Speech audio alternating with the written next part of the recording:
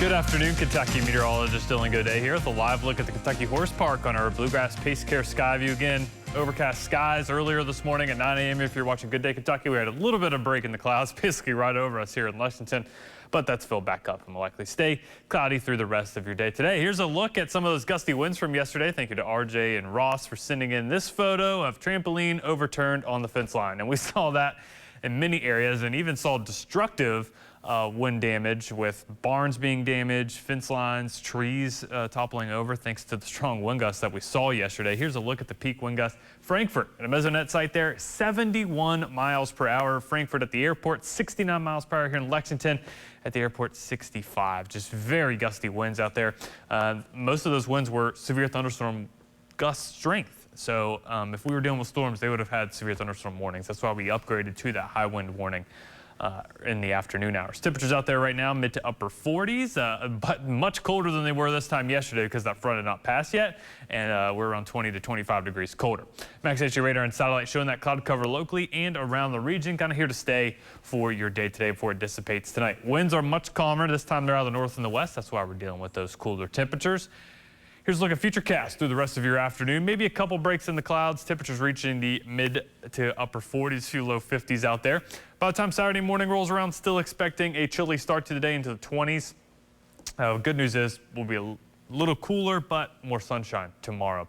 Now I want to show you the latest forecast here for your day on Sunday. Again, continue to track that upper level pattern that's going to feature a cutoff system. So when you get this cutoff upper level low, kind of has a mind of its own. You don't have those winds, the jet stream really steering it, so it kind of moves very slowly and acts on its own. We got that stalled out front from yesterday's system providing some moisture for this. Now it's going to slowly move eastward, and we're going to see a surface low develop towards the east of that, and that's going to draw in some moisture from the Gulf of Mexico and also from the Atlantic Ocean. Now what the latest trend has been is this low is not going to be quite as strong, and that means not as much cold air is going to make its way down to the surface because temperatures north and west of this thing are going to be above freezing. So we're going to be tracking that. Could end up with just rain for a lot of areas into southeast Kentucky. You're likely to see some precipitation, but mainly of the rain variety. The colder air is going to be basically right underneath that upper level low. So if it trends a little bit further north than westward and is a little stronger, better chance that we'll be dealing with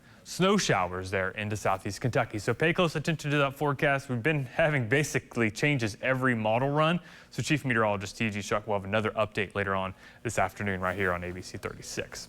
For the rest of your Friday, bumped up that high to 50. Looks like we'll reach it here in Lexington. Mostly cloudy today and cooler than yesterday. Chilly tonight, partly cloudy, expecting some breaks in those clouds, and that'll allow the temperatures to drop. Here's a look now at that 7-day forecast. Again, watching that rain-snow mix, snow chance into southeast Kentucky on Sunday. Ridgetop, still likely you do see some snow, but some of the lower elevation, you might end up with just rain. Monday looking dry, that's our go day. Rain system Tuesday night into Wednesday. Temperatures stay mild next week as well. Going to be reaching the mid to upper 60s by the time Wednesday rolls around.